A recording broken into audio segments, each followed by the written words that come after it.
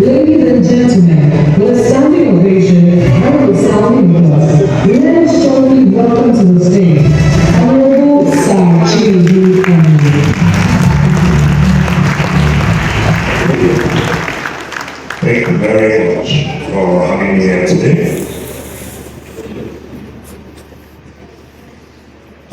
When I came in here, when I walked in here, I saw my sister speaking, Princess.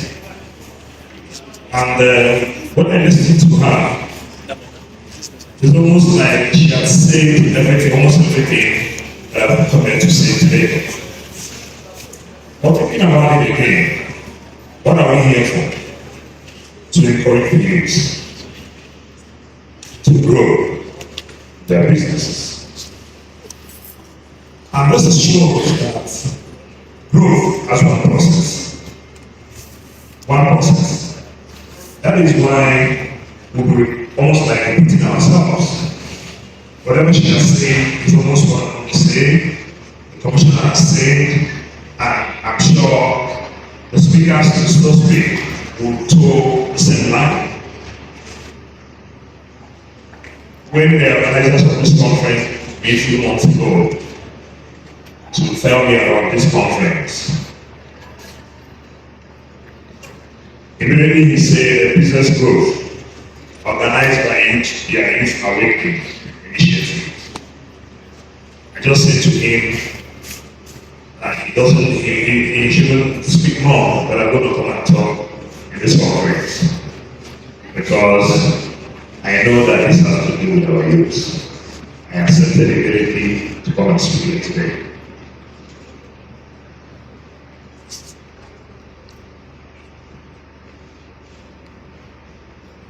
My topic today,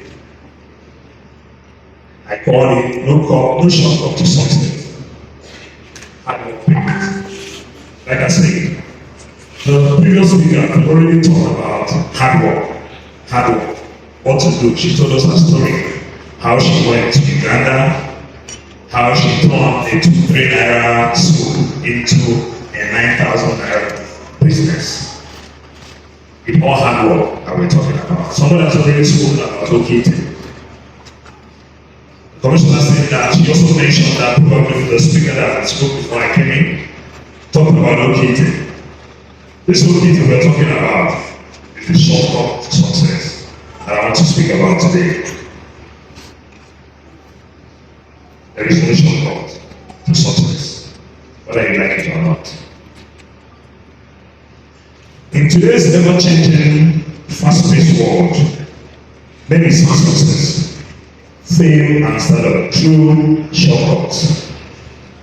But this paper posits that there is no shortcut. There is no substitute for hard work, diligence, and dedication in the pursuit of success.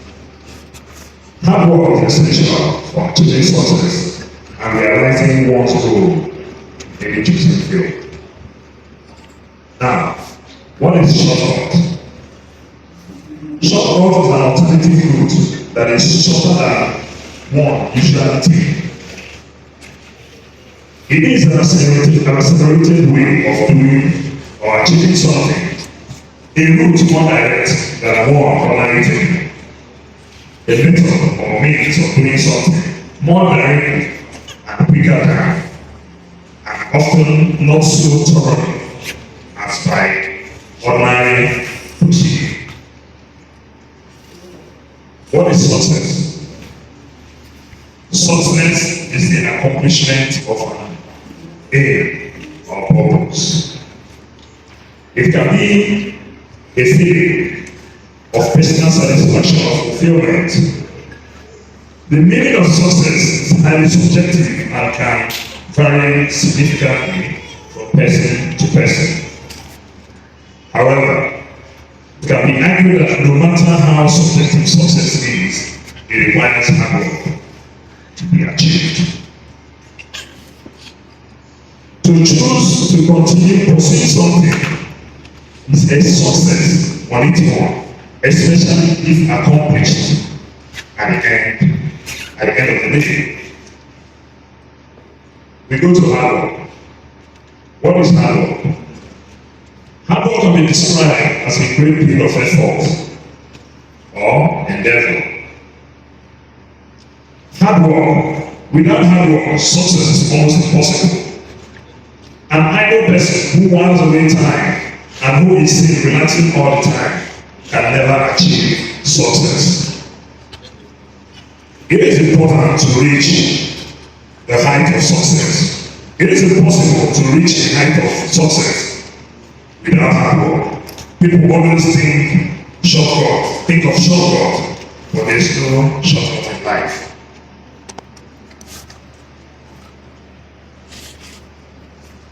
The importance of hard work. Hard work is essential for achieving success. It allows individuals to develop skills and knowledge necessary to excel in their chosen field. Through hard work, individuals can develop knowledge necessary to excel in their chosen field. Through hard work, individuals can develop work ethics, discipline, build resilience, perseverance, increase self-confidence and self-esteem, and develop a sense of purpose and direction. Hard work has a lot of benefits, and they include: 1. It increases self-confidence. There's dignity in level, as always say. Show me a hard-working fellow, and you have shown me a fellow with dignity. Truly, the correlation between level and dignity cannot be overemphasized. It improves resilience and knowledge. Resilience is an act to keep on. A resilient person is a consistent person, and consistency is one of the key ingredients of success. Hard work enables one to improve one's knowledge about one's trade, discipline, occupation. That is, practice makes perfect. We always hear that. It provides greater sense of accomplishment and fulfillment. Results or successes gotten through hard work gives one greater sense of accomplishment and fulfillment. Results gotten through shortcuts leaves one with a yearning lacuna that we always call or see as money misroad. It increases the opportunity for advancement and success. Someone who achieves success through hard work covers more opportunities in the advancement of his chosen career. I will tell you a little story about myself. How I got to where I am today. The commissioner had already gone. I wanted to beg it because there's something that I'm going to go home with today. One thing. How to get poor. That is the only thing I've never learned how to do, but he just taught me today.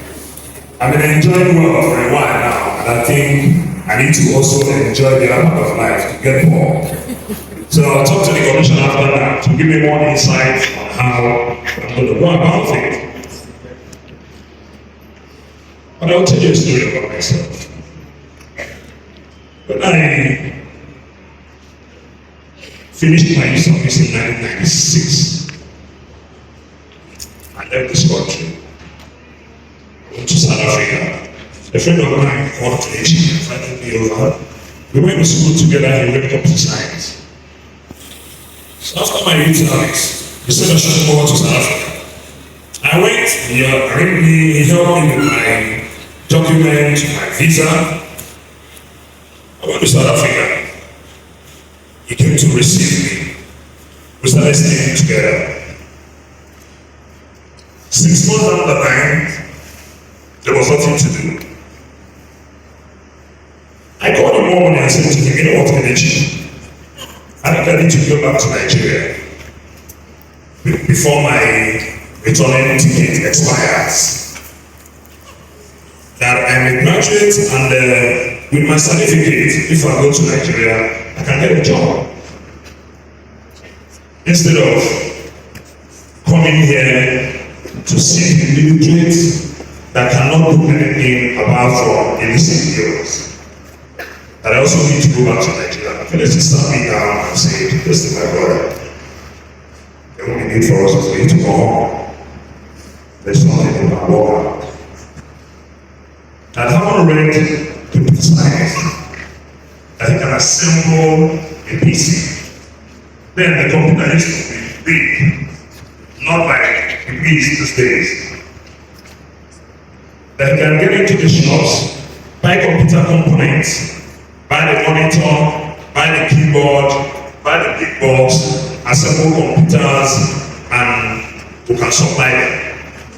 And he knows that I'm somebody who have this good relationship that can move around, get deals for us to supply computers. I agreed. We went and we registered a company called Southgate Computers to start our business. I printed flyers. I went into one of the chip shops. I bought tie, shirts, tie, and suits so that I walk into corporate offices and tell them what we do. That we want to supply them with computers.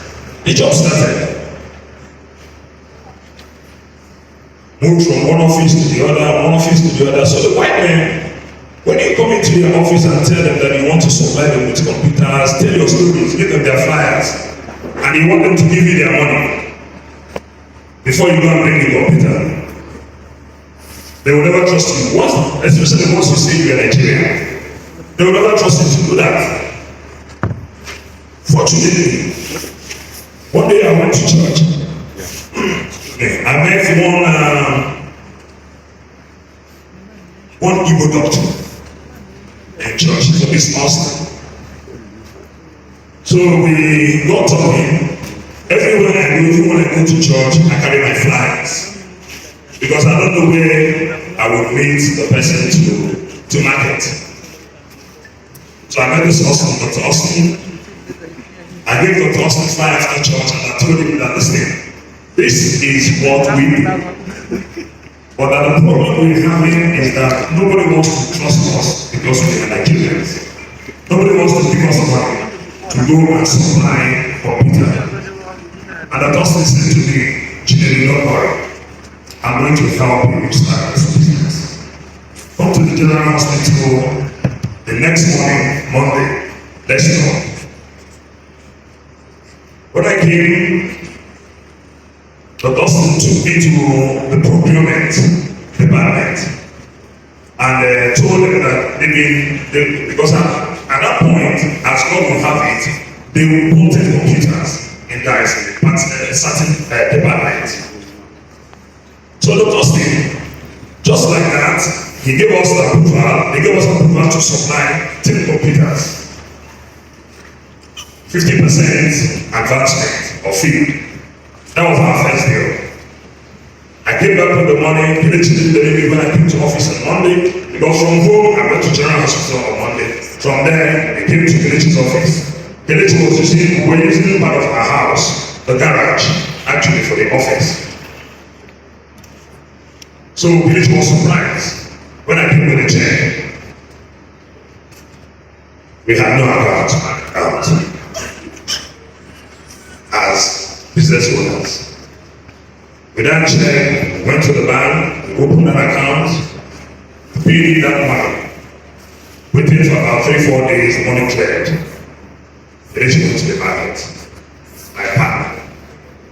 He bought a computer. I didn't know anything about computer myself. I really was just science degree.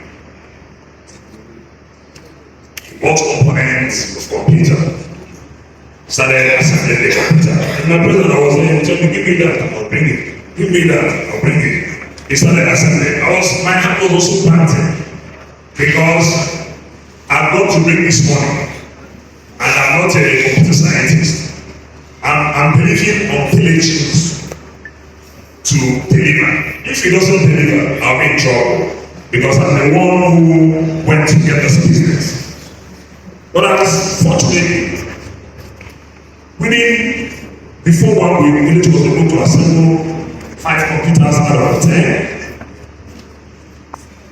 We took it to the general hospital, then South Africa took it to the hospital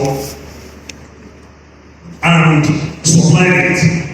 Everything was working perfectly. The trustee was happy with us. They paid us the remaining tranche of the money. With that, we supplied the remaining 5, making it 10. That was how the business started. So now, because we have little money in our account, I will go into an office and tell them, listen, we supply computers, but you won't have to pay us. Just give us, tell us what you want, we'll go and bring it. If you're okay with it, you will pay us. And I can tell you from that day, business started. We started getting offers from everywhere. Please supply us 10, supply us 5, supply this, supply that. Because Leticia, he will supply the computer and he will maintain it because he's an engineer. So for any time you call us that your computer is having this issue, it's not like when you go into the market and you buy a computer and go home. We'll supply. And anytime there's an issue, Leticia will come, maintain, train. So it was okay for everybody. And I am telling you, within 1 year, we bought ourselves cars. We started doing well. Me and Kelechi. And on and on. But we succeeded in that business because of the hard work attached to it.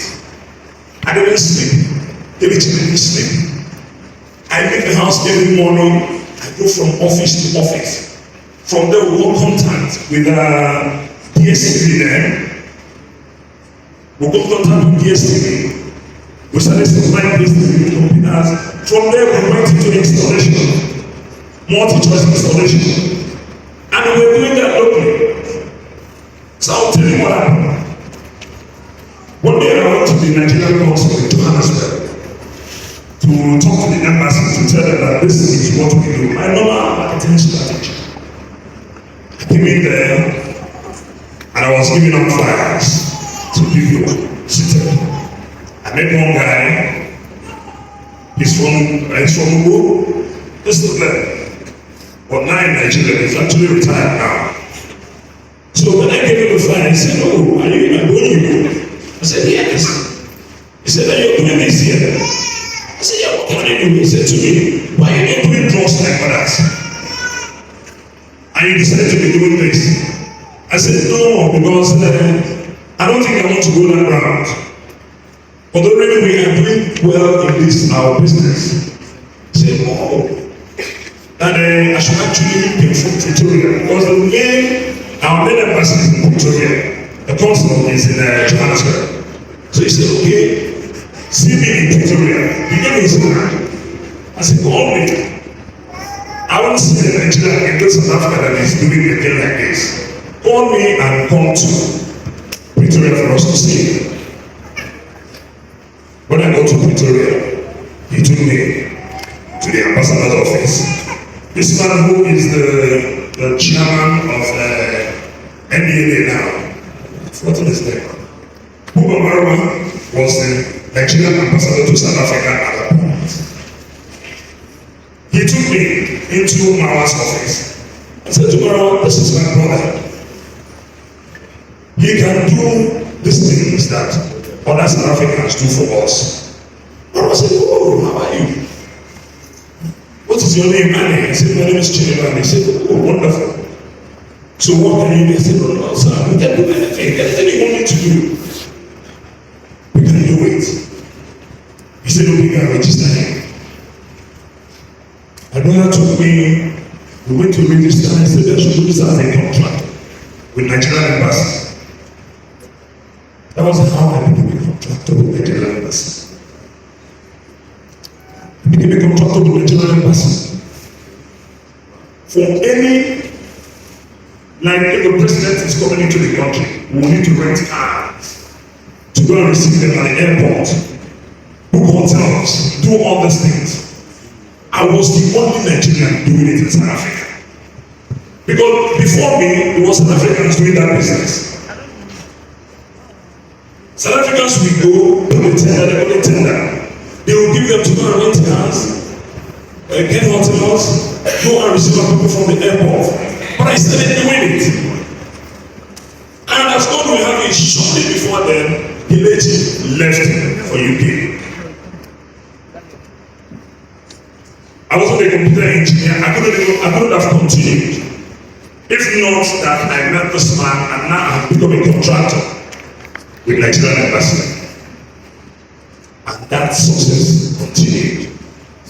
I know as even moving around, and I know I don't have much time to continue the stories, but it's also good that we tell you this story so that when you see us, some of us that you feel that we are successful, you know that there's a process to where we are. There's a process. There is no short up anymore. There's a process to do it from one point to the other. When I moved around, after that, I joined to get to the UK to follow my studies. Finally, I came back into this country. When I came back into this country in 2010, I joined my uncle. Now everybody called me, oh, Chancellor, appropriate, Coal City University. How did it start? It didn't just start. It started somehow.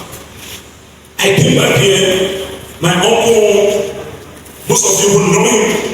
But I'm sure even the commissioner, if I mention his name, very to start and he's late. He was into this industry, education. He started in clinical education, he started Ugwu University today. I joined him.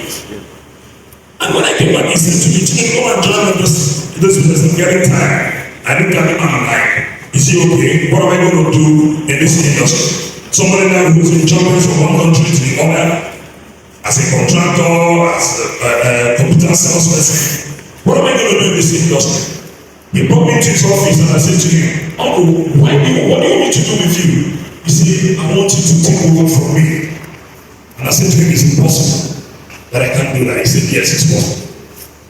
All you need to do is that you need to work hard. Well, now that I'm here, go and make mistakes and I will take the responsibility. Now that I'm here.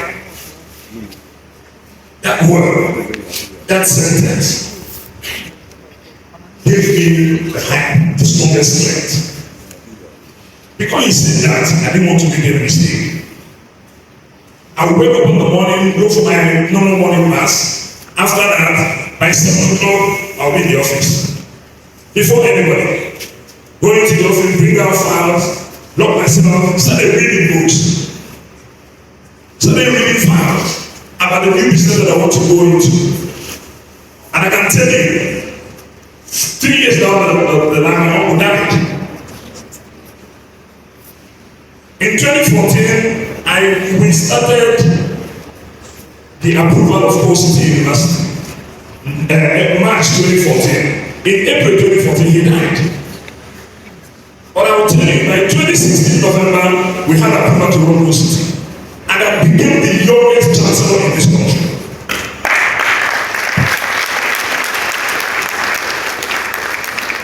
So it's a process. You know, as youth, try to discover yourself. Try to discover yourself. In all of us, there's something that when you discover, it will take you to where you want to go to. Don't feel like, I know choose. You don't even know what he's doing. But now he is well, he has arrived. But you don't know what he's doing. What works for truth might not work for you. If you discover yourself, you will know where you're going to. If you wake up in the morning, my father will always tell me when I'm young, that if you wake up in the morning and you don't know where you're going to, you won't get to anywhere at the end of the day. You'd have gone around Enugu, but if you asked where you went, you won't know because there was no, you didn't have anywhere to go to when you woke up in the morning. You were just loitering around Enugu. But if you have internet, create a target on yourself.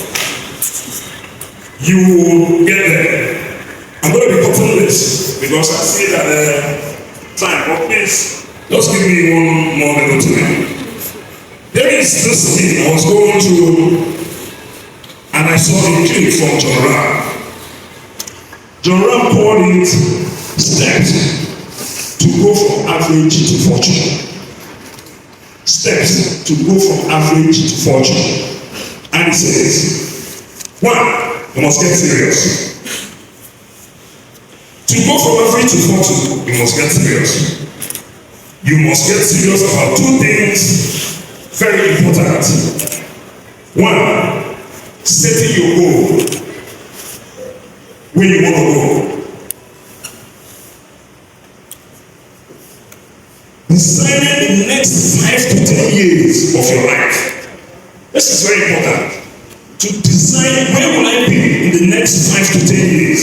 And he says, what do you want to do economically? Where do you want to go? What do you want to be? What would you like to have? What would you like to share? How much would you like to earn?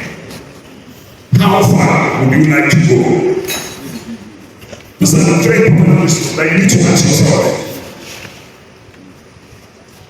And you begin to work on this to be able to achieve that thing where you want to get in the next 5 to 10 years. Personal development. Personal development means learning how to become the kind of person that you want to be. And to become that kind of person that you want to be, you have to work very hard. Somebody spoke about us talking about hard work, working hard. I'm sure everybody who mounts this today will mention it. Because without hard work, you're not going anywhere. But the question is, who will you be? What are you becoming? So, if you answer these questions, you have to get serious. Third, get smart. To make life better, you have to have some ideas. You have to have information. Because it's that information is power. So you have to be smart. In fact, this decade, you have to be smarter. You have to read books, go for seminars, listen to others, get ideas from others. You have to come up with information. With all this, surely, you will get smarter and wiser. You have to get going. Everything you learn will be nothing if you don't put it into action. I saw something when they talked about contribution. When the clip was going, I saw something that said, dream don't work unless you do. I saw it here. Dreams don't work unless you do. So you have to get going. Play the dream and push it. Because if you let this dream and sit down and wait for it to come and do it for you, it might not be possible. 4, you need to get excited. You have to be excited about things you do. Be excited about getting to the next level. That I'm here and I don't have more time. I'm getting to the next level. Be excited about it. It will help you to push you to that level you're going to. Finally, you have to get away. I'm not going to talk about being yourself 30%. You know, you talk about it first before other things. That when you make 100,000, please pick out 30% for yourself. Today I also did that. I was giving myself 20%, but I will increase it to 30 now after today's lecture. So you get away.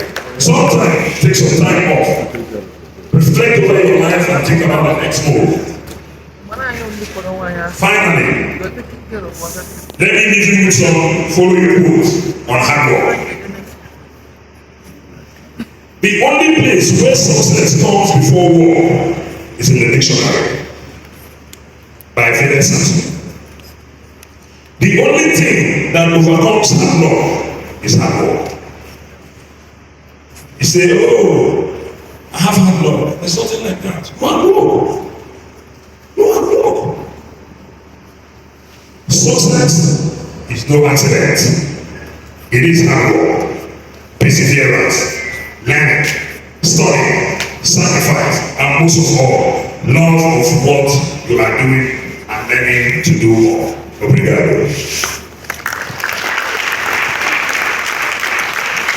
Thank you, sir. Thank you very much. That was Chief Sir Chinedu Anih, Chancellor of Okoli City University, Enugu. Another round of applause for him, ladies and gentlemen. Thank you very much for that inspiring speech. Were you inspired by his speech? Were you